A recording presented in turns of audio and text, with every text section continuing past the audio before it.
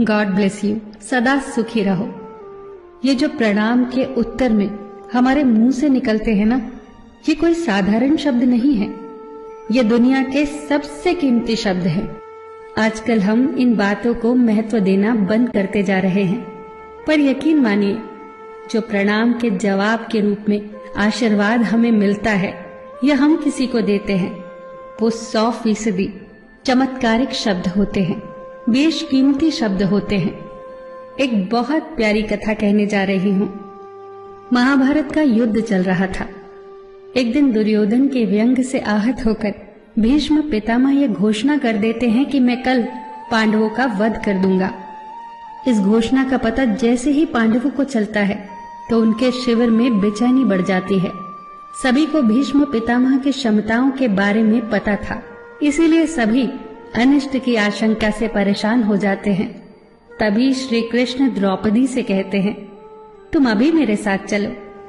श्री कृष्ण द्रौपदी को लेकर सीधे पितामह भीष्म के शिविर में पहुंच जाते हैं। श्री कृष्ण स्वयं तो शिविर के बाहर खड़े हो जाते हैं, पर वो द्रौपदी से कहते हैं कि अंदर जाकर पितामह भीष्म को प्रणाम करो। जैसे ही द्रौपदी ने शिविर के भीतर जाकर पितामह भीष्म को प्रणाम किया तो पितामह भीष्म के मुख से द्रौपदी के लिए ये आशीर्वाद निकला, अखंड सौभाग्यवती भव। जैसे ही ये आशीर्वाद उनके मुख से निकला, उसी क्षण उन्हें स्मरण हो आया कि आज ही तो उन्होंने पांडवों के वध की घोषणा की थी और स्वयं ही उन्होंने द्रौपदी को अखंड सौभाग्यवती रहने का आशीर्वाद दे दिया। फिर पितामह भीष्म ने द्रौपदी से पूछा, पुत्री, क्या तुम इतनी रात को यहाँ अकेली आई हो या तुम्हें यहाँ श्री कृष्ण लाए हैं?